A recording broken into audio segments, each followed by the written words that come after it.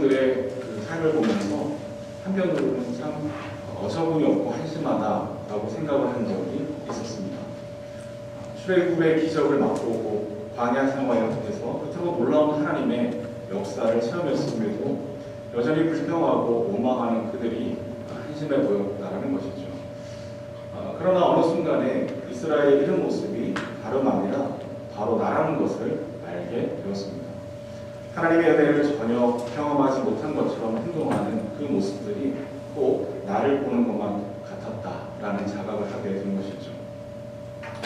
우리는 종종 내 삶에서 경험한 하나님의 은혜가 우리 각자에게 간증으로 있음에도 불구하고 때로는 마치 은혜가 무엇인지 전혀 모르는 사람처럼 은혜를 받아본 적이 없는 사람처럼 생각하고 행동할 때가 종종 있습니다. 사람 마음이 참 그렇게 되는 것 같습니다. 은혜를 입었음에도 마치 은혜를 입지 않은 것처럼 생각하고 행동하는 이런 모습을 두고 본 회포는 값싼 은혜라는 말로 설명을 했습니다. 값없이 주시는 값비싼 은혜를 입었는데 그 은혜를 값싸고 또 싸구려인 것으로 전락시켰다라는 차원에서 만들어낸 단어입니다. 그렇다면 하나님의 이 놀라운 은혜가 우리 삶의 간증으로 있음에도 불구하고 우리는 종종 값싼 은혜로 전락시키는 이유가 무엇일까? 그 이유가 몇 가지가 있을 터인데 우선은 너무 흔해서 그럴 수가 있는 것 같습니다. 귀하게 여기는 마음이 너무 흔해서 사라지는 것이죠. 모든 것이 다 하나님의 은혜이다 보니까 지금 굳이 나쁘게 이야기하자면 하나님의 은혜가 여기저기에 너무 흔하다 보니까 되려 귀한 줄 모르고 그것을 값싸게 취급해버리는 그런 일들이 일어나게 된다는 것이죠. 희소성의 법칙이라는 게 있습니다. 희소할수록 그 가치가 높아지는 것인데 금이 귀한 이유는 바로 희소성 때문입니다. 하지만 이 금이 가지는 가치는 어디까지나 상대적 가치로서의 희소성입니다. 상대적 가치로 재단할 수 있는 것과 그러나 한편으로는 상대적 가치로는 재단할 수 없는 절대적 가치가 있는데 절대적 가치에 이르게 되면 이야기가 달라집니다. 예를 들어서 자식이 많다고 자식의 가치가 떨어집니다. 물론 어떤 배달금이나 쏘는 시간 등에 있어서는 조금 차이가 날 수도 있지만 그러나 여전히 열 손가락 깨물어서 아픈 것이 사람의 모습입니다. 자녀가 어떤 어떤 분이 자식이 5명 있는 친구 목사에게 아들 하나를 달라고 했답니다. 어릴 때부터 중마고로 자랐던 그 친구의 그 자녀 없는 아픔을 익히 알고 계시던 목사님은 나름의 고민을 한참 한 뒤에 자식 1명을 그 집으로 드리기로 마음을 먹었답니다. 그래서 그날 저녁에 집에 돌아와서 보니까 5 자녀가 나란히 한 자리에 누워서 자고 있더래요. 그래서 불을 이렇게 살며시 펴고 아이들 하나하나를 살펴보면서 이 5명 중에 어떤 아이를 보내야 되나 그렇게 밤새 고민을 하다가 결국 한숨도 자지 못하고 1명도 보내지 못했다라는 이야기가 있었습니다. 자녀 없는 친구가 볼 때에는 목사님은 자식이 5명이라더니 흔한 것 아닌가, 1명도 자녀가 없는 집에서야 5명 중에 하나 보내도 될 수 있는 거 아닌가 이렇게 생각했을 수도 있었지만 그러나 그분에게는 그 흔한 자식 중 단 1명도 남의 집에 보낼 수가 없었다라는 이야기였습니다. 하나님의 은혜가 바로 그런 것인 줄로 압니다. 하나님의 은혜는 결코 상대적 가치가 아닌 절대적 가치 차원에서의 하나님의 은혜라는 것이죠. 그건 아무리 많아도 아무리 흔해도 아무리 풍요해도 그 절대적 가치는 언제나 변함없는 것, 그것이 바로 하나님의 은혜인 줄로 믿습니다. 두 번째로 하나님의 은혜가 값싼 은혜로 전락하게 되는 것은 공짜로 주어지다 보니 그렇게 되는 것은 아닐까 싶습니다. 그러니까 은혜라는 말은 그 자체로 이미 공짜로 주어지는 것임을 표현합니다. 어떤 자격이나 조건이나 이유나 원인, 객관식물이 단 0.00001%만 있더라도 그때부터는 이미 은혜가 아닌 것이 된다는 것이죠. 그러니까 은혜라는 것은 사전적 의미 그대로 아무런 이유와 조건이 없는 자에게 값없이 주어지는 선물이 바로 은혜입니다. 그러니까 하나님의 은혜가 그렇습니다. 값없이 공짜로 주어지는 선물인 것이죠. 아무런 이유도 없고 아무런 조건도 없고 자격도 없습니다. 도무지 받을 자격이 없음에도 불구하고 하나님이 주시는 구원의 선물이 은혜입니다. 공짜로 주어졌고 그저 주어졌습니다. 하지만 이 공짜는 공짜인데 값싼 공짜가 아니라는 것이죠. 그저 당연하게 주어지는 것이 아니라는 말입니다. 거기에는 말할 수 없는 희생과 값비싼 대가를 지불한 하나님의 은혜입니다. 그 은혜를 우리가 받았습니다. 우리가 누리는 이 은혜는 결코 값싼 은혜가 아니라는 것이죠. 아들까지도 내어주시는 하나님 아버지의 값비싼 희생의 은혜입니다. 결코 당연할 수가 없는, 싸구려 공짜일 수가 없는 하나님의 선물입니다. 그것은 십자가의 은혜입니다. 하나님의 은혜는 아들을 내어주시사 내가 받아야 할 하나님의 저주와 채찍과 심판을 대신 받게 하시고 그분의 희생의 보혈을 근거로 나오는 자는 용서함을 얻고 새 생명을 얻게 하시는 그 십자가의 은혜입니다. 그래서 히에르 케고로라는 그 철학자, 신학자에 의하면 그는 아브라함은 이삭을 데리고 모리아 산을 오르는 그 발걸음 속에서 이미 아브라함 그 자신은 죽음을 경험하였다. 이렇게 말합니다. 그 말이 생각해 볼수록 맞습니다. 왜 아니겠습니까? 하나님의 말씀이어서 전적으로 순종하며 아브라함이 그 모리아 산을 오르고 있지만 그러나 그 생때 같은 자식을 그것도 각을 떠서 온전히 불살라서 번제로 드려야만 하는 그 아브라함은 이미 죽은 발걸음이다. 이렇게 표현을 한 것이죠. 그러면서 히에르 케고로는 그 모리아 산을 올라가는 그 아브라함의 모습 속에서 우리는 독생자 예수 그리스도를 십자가에 내어주시는 하나님의 죽으심, 하나님의 우리를 향한 사랑을 보게 되더라라고 이야기합니다. 이를 두고 몰트만이라는 신학자는 십자가에 달리신 하나님이라는 그 신학적 개념을 발전시킵니다.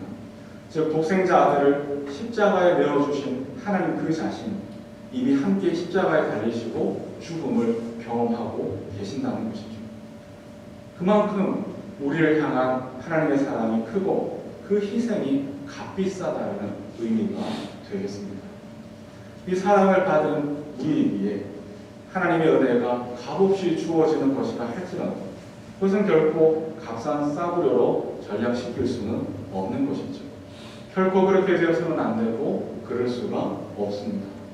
독생자 예수 그리스도의 보혈이 흘러져서 얻어진 값비싼 은혜이기에 그 무엇과도 바꿀 수 없는 하나님의 구원의 선물인 줄로 믿습니다.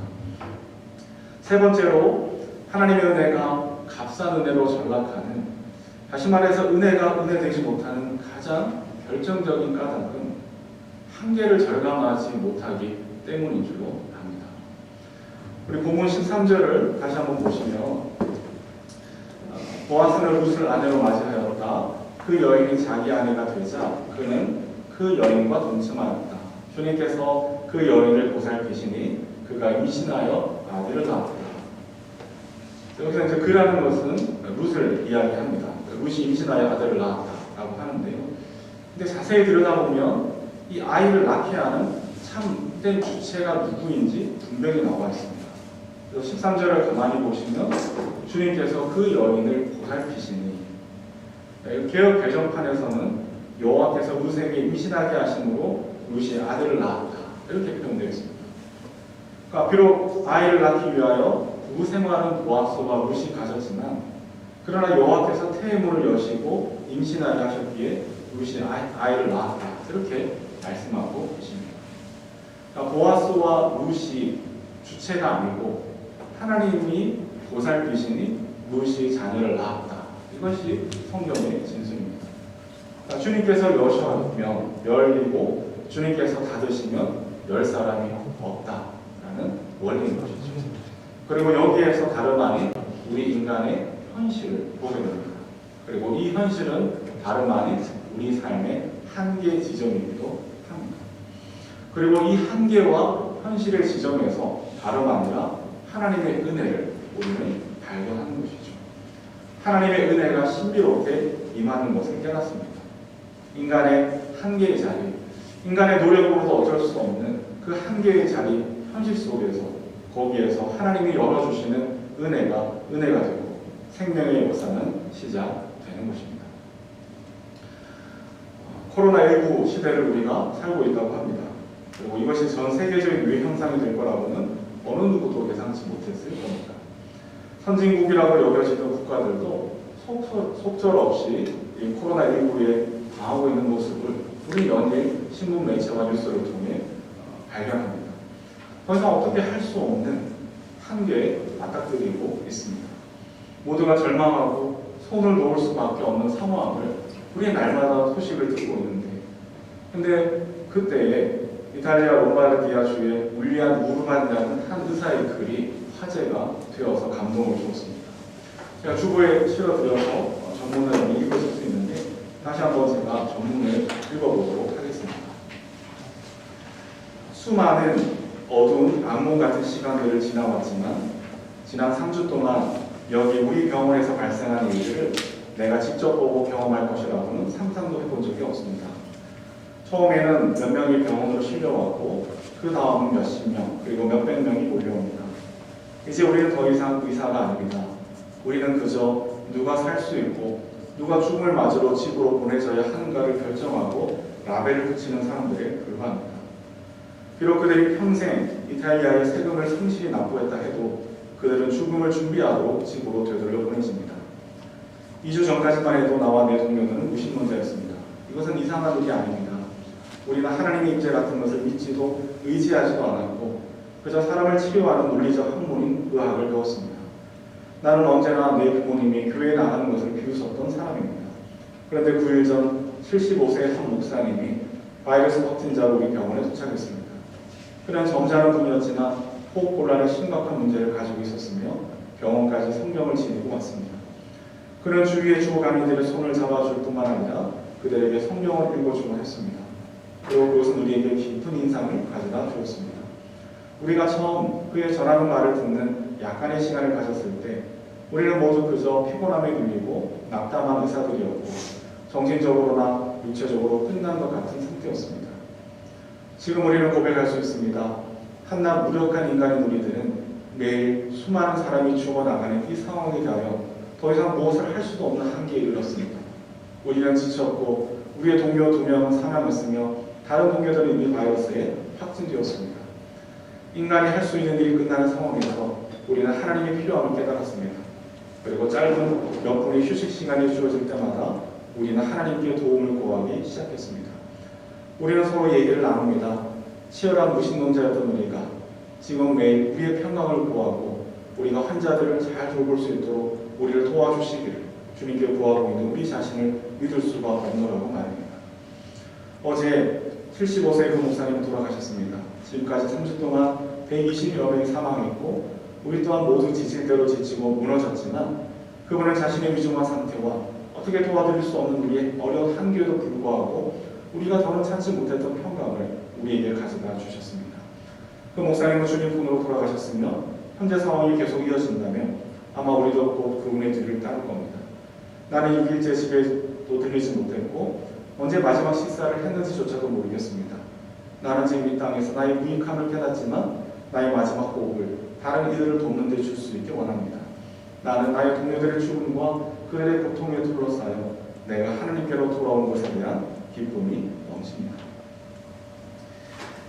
이탈리아의 이 젊은 의사, 이분의 글에서 우리가 확인하는 것은 인간의 한계입니다.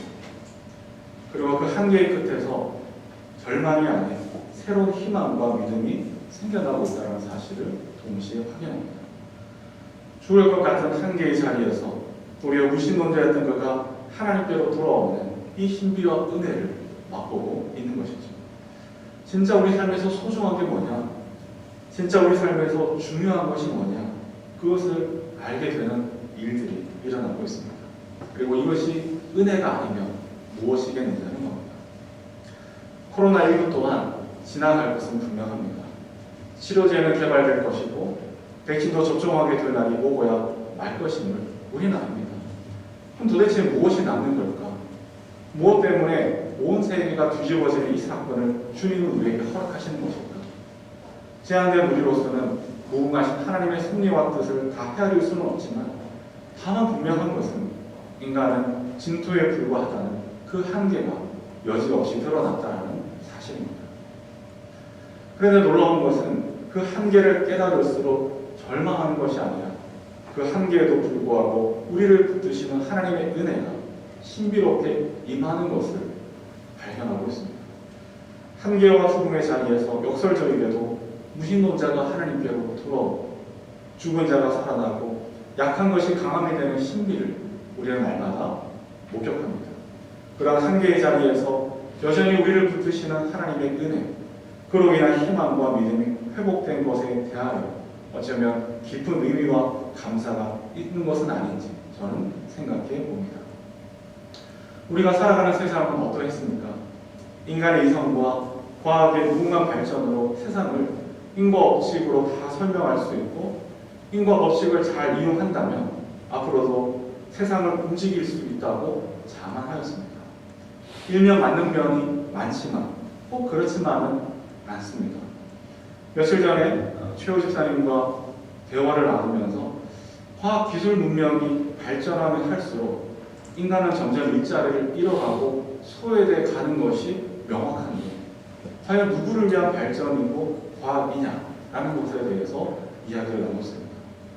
이성과 과학 문명이 발전할수록 그 인과 법칙에 의하면 유토피아가 도래해야 하는데 과연 미래학자들이 말하는 그 미래가 장밋빛 희망만은 아니지 않느냐에 우리의 고심은 더욱더 깊어져가고 있습니다. 결국 인간의 이성과 과학의 발견이 너무나도 중요하고 한편으로 우리의 삶을 풍요롭게 만든 것은 틀림없지만 그것만으로는 세상이 다 설명된다거나 운행되는 것은 아니라는 것을 놓쳐서는 안 됩니다. 신비로밖에는 설명이 되지 않는 그 하나님의 은혜가 그 여백의 자리에서 하나님의 은혜가 호흡이 있는 모든 만물을 붙드시고 지키시고 운행하는 것을 기억해야 합니다. 이 여백과 변수를 놓쳐서는 절대로 안 된다는 것이죠. 그렇다면 우리는 더욱더 눈에 보이지 않는 이 하나님의 은혜를 더욱 민감하게 느끼는 영적 감수성이 개발되어지고 깊어져야 할 이유가 있습니다. 그래야 하나님의 은혜를 헛되이 혹여나 흘러보내지 않고 하나님의 은혜를 귀하게 깊어지게 할 수가 있습니다. 따라서 우리 삶의 모든 것이 이 하나님의 은혜 안에 기초하고 있음을 더욱더 기억하고 이 하나님의 신비로운 은혜를 더욱 사모하며 그 속에서 담대하게 살아가는 우리 모두가 되어야 하겠습니다. 한편으로 이 하나님의 은혜에 대하여 영적 감수성이 깊어져야 한다. 그리고 감사하고 감격스러운 마음이 되어야 하겠다라고 말씀드렸는데 이 하나님의 은혜를 생각할수록 동시에 한 가지 고민이 같이 생겨납니다. 하나님의 은혜는 이유와 원인이 전혀 내게는 없다라고 하는데 하나님의 은혜는 내가 힘쓰고 애써서 되는 것이 아니라고 한다면 그러면 우리는 무엇을 해야 하는가? 우리의 최선은 과연 어떤 의미가 있는가라는 것들이 동시에 고민거리로 다가옵니다. 그리고 그 고민에 대해서 오늘 본문에서 보아스는 중요한 단서를 우리에게 제공해주고 있습니다. 룻기 3장에서 보아스는 룻에게 전적으로 책임지겠다라고 약속을 이미 한 바가 있습니다. 근데 그 약속을 하면서 단지 전제 조건이 하나 있었는데 우선순위 책임을 가진 사람이 룻을 포기하는 한에서만 자기가 책임을 지겠다 이렇게 얘기합니다. 그러니까 자기가 첫 번째 책임질 사람은 아니기 때문에 우선순위를 가진 사람이 책임을 지지 않는다고 하면 자기가 책임을 지겠다. 여기서 대단히 중요한 포인트라고 보는데요. 그러니까 보아스는 자기 목적을 달성하기 위한 수단 방법을 전혀 가리지 않는 그런 류의 사람이 아니었던 것이죠. 하나님의 말씀이 정한 절차와 방법을 충실하게 따르기를 원했습니다. 이 말은 다시 말하면 보아스는 하나님의 인도하심을 철저하게 따르려고 했다는 것을 우리는 깨달을 수가 있습니다. 그러면 어차피 하나님의 뜻대로 될 것이니 아무것도 하지 않아도 되는 것 아닌가? 그럴 수 있는데 그렇지 않습니다. 보아스가 보여주는 모습은 그가 할 수 있는 한도 내에서 최선을 다하는 모습을 보여줍니다. 그의 최선이 반드시 그가 원하는 결과로 이어진다라는 보장은 없지만 하나님의 은혜를 구하였기에 도리어 최선을 다하는 모습인 것이죠. 보아스는 어떻게 최선을 다했을까? 1절에 보면 보아스가 우선 성문이 회관으로 올라가서 자리를 잡습니다. 그리고 거기에서 자신보다 먼저 지방간으로서의 책임을 져야 할 그 사람을 기다렸다가 그 사람이 지나가는 것을 보고 초대를 합니다. 그리고 성읍홀로 10사람을 청하여서 함께 자리에 앉는데 다수의 증인이 필요했기 때문입니다. 3절과 4절에서 보아스는 그 사람에게 나오미의 밭을 사서 지방간으로서의 책임을 지라고 이제 요구합니다. 의외로 이 사람이 순순히 자기가 책임을 지겠다라고 응대합니다. 그래서 보아스가 5절에서 나오미의 손에서 밭을 사게 되면 룻의 아내로 맞아들여야 된다라는 것을 말해줍니다. 그래야만 그 유산이 고인의 이름으로 남게 될 것이기 때문이다. 그래야만 성경의 원래적 의미가 성취될 것이라는 차원에서 이렇게 대답합니다. 그러자 지방간으로서의 우선 책임이 있던 사람이 단번에 거절을 합니다. 이유는 명백한데 6절에 보니까 그렇게 되면 자기 재산만 축나겠다라는 이유 때문입니다. 그러니까 나오미의 밭만 사면 재산이 늘겠지만 룻까지도 아내로 맞아들이게 되면 더 이상 재산도 자기의 소유가 아니라 룻의 전 남편의 이름으로 남게 될 것이고 유산으로 남겨져야 하기 때문이라는 것이죠. 이에 보아스는 기다렸다는 것이 나오미로부터 그러면 자기가 밭을 사고 룻도 아내로 맞아들이겠다 이렇게 이야기를 하는데 그로 인해서 룻의 전 남편의 이름이 고향 마을에서 끊어지지 않고 친족들 사이에서도 끊어지지 않도록 하겠다라고 이야기를 합니다. 보아스의 이런 과정들을 쭉 읽어보면서 보아스가 참 주도 면밀하게 최선을 다해서 준비하고 있었구나라는 것을 우리는 알 수가 있습니다. 그러니까 자신이 원하는 목적과 목표가 있는데 그것을 얻기 위하여 정당한 절차와 방법 안에서 최선을 다해서 정말 주도 면밀하게 준비하는 그의 모습인 것이죠. 물론 그의 최선이 반드시 룻을 아내로 맞아들일 수 있다는 보장은 없었습니다. 하지만 하나님의 인도하심을 기다리고 믿으며 최선을 다하는 모습을 우리에게 보여주고 있습니다. 만일 보아스가 룻을 아내로 맞아들이지 못했다면 어떻게 되었을까? 상상해 보면 그리 아니하실지라도 아마도 보아스는 그것을 기꺼이 수용했을 것이라고 저는 생각합니다. 왜냐하면 하나님의 뜻을 구하면서 그가 할 수 있는 한 주도 면밀하게 최선을 다했기 때문인 것이죠. 이 보아스를 가만히 생각할수록 하나님의 은혜를 입고 우리가 신앙생활을 한다는 것이 결국에는 별것이 아닐 수도 있겠구나 이런 생각을 해보게 되었습니다. 오해는 하지 마시고요. 그러니까 신앙생활이 가치가 없다라는 그런 차원의 얘기가 절대로 아닙니다. 어쩌면 우리는 하나님의 은혜에 대해서 또 신앙생활 하는 것에 대해서 막연한 환상을 품고 있을 때가 참 많이 있었습니다. 그래서 뭔가 큰 일을 하는 것, 뭔가 가시적인 엄청난 거대한 사건을 일으키거나 경험하는 것이야말로 신앙생활의 영광이고 최고봉이고 또 신앙생활의 본질이지 않았나 이런 막연한 생각들이 우리를 지배하고 있었던 것이죠. 그래서 저 산 너머에 뭔가가 있을 거야. 그래서 늘 현실의 불만을 가지고 저 산 너머에 뭔가가 있을 거야. 그리고 아직 보이지 않는 음만을 기다리며 살아가는 것이 신앙생활이라고 그것이 다라고 여길 때도 있었던 것이죠. 하지만 주님은 이미 성령으로 말미암아 내 숨결보다 더 가까이 우리 안에 와 계신다는 것이죠. 내 숨결보다 더 가까이 이미 내 안에 와 계셔서 나와 호흡을 함께 하시고 나의 삶과 동행하시는 그것이 신앙의 모습입니다. 여러분 가만히 생각해 보세요. 모세가 홍해를 가른 사건은 엄청난 사건이었습니다. 여호수아가 해를 멈춘 것은 엄청난 일이었습니다. 그런데 매일같이 그런 일들이 일어나게 되면 어떻게 될까요? 자연의 질서는 엉망진창이 되고 우리의 삶도 혼돈에 빠지고야 말 겁니다. 예수님이 우리에게 가르쳐 주신 신앙의 핵심 중 하나는 지극히 작은 자 하나에게 한 것이 곧 내게 한 것이다 라는 이 진리였습니다. 이것을 다르게 풀이해보면 신앙생활이라는 것은 결국 일상의 삶에서 그저 최선을 다하는 것에 진정한 신앙생활의 본질에 놓여 있다는 의미가 아니겠습니까? 우리가 흔히 선교사역이라고 하면 뭔가 가슴이 뛰고 뭔가 평범한 이들과는 전혀 다른 일이 펼쳐질 것이라고 상상하지만, 그러나 막상 선교지에 가면, 선교 후원을 하면 선교지에서 어떤 일들이 일어나게 될까요? 그 돈으로 밥을 사 먹습니다. 그 돈으로 학교를 갑니다. 그 돈으로 병원을 갑니다. 그 돈으로 예배를 드립니다.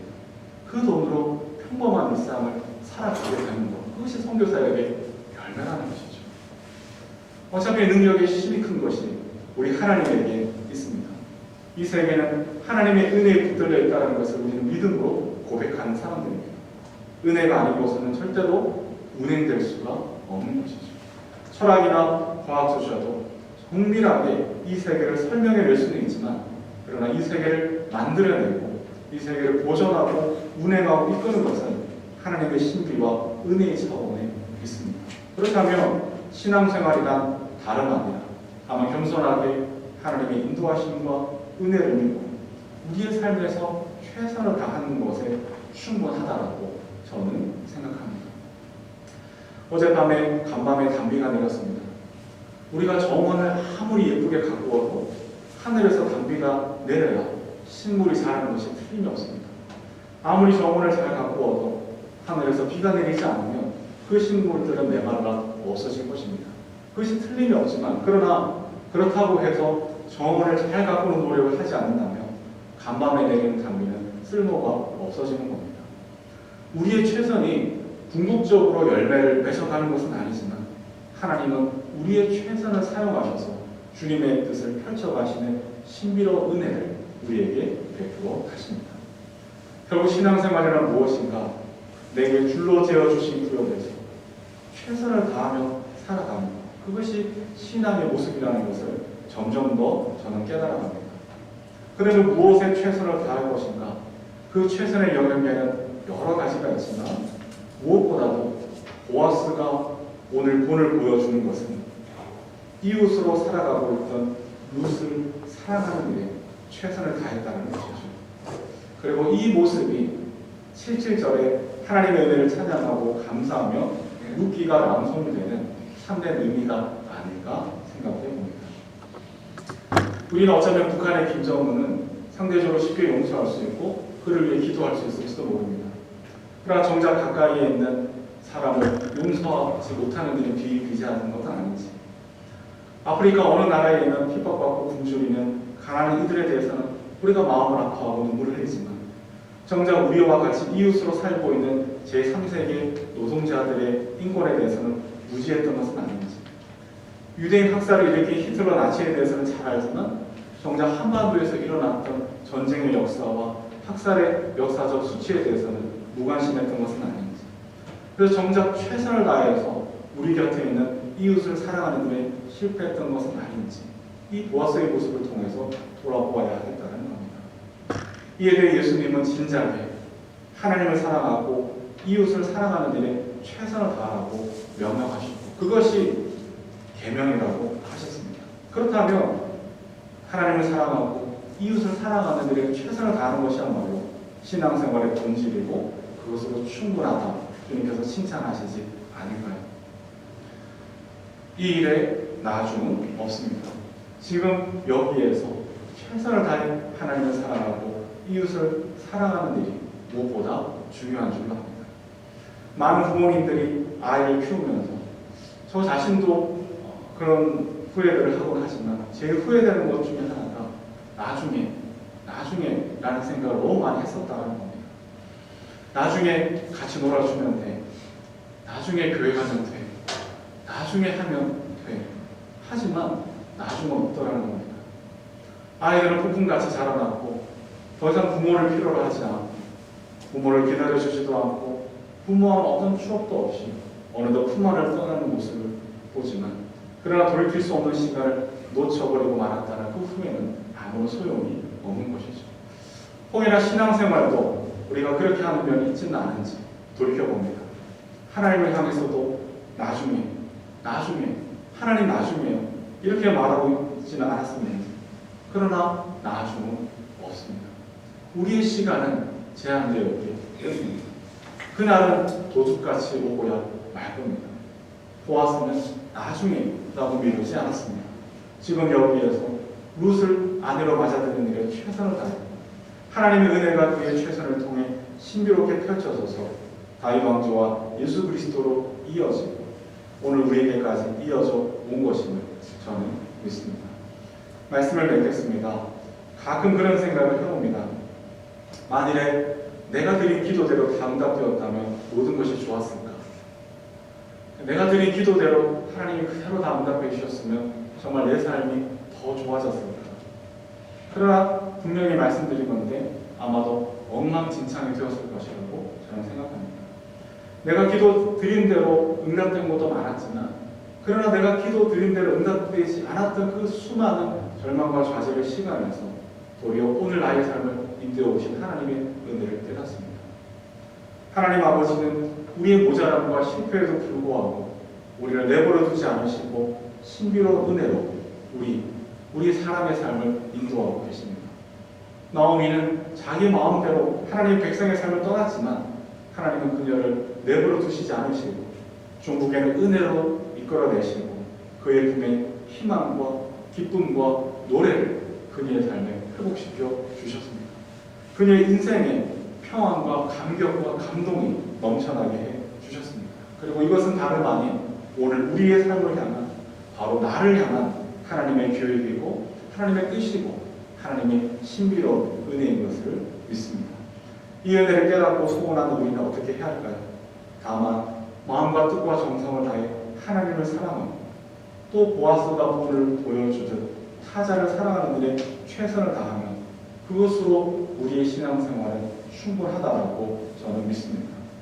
그렇게 하나님의 은혜를 사모하며 하나님의 은혜가 은혜되는 이 삶을 신비롭게 살아가는 저와 여러분 우리 모두가 되시기를 주님의 이름으로 축원합니다. 아멘. 잠시 침묵으로 말씀을 생각하며 마음에 새기며 기도드리겠습니다.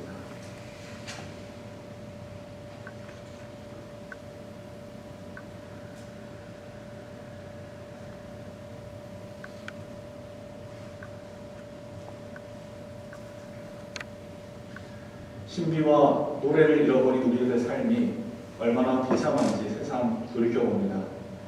하나님 없는 세계를 꿈꾸었던 인간의 자신감이 날카로운 비수가 되어 이 세계를 고통스럽게 하는 현실과 한계를 두 눈으로 목격하고 있습니다.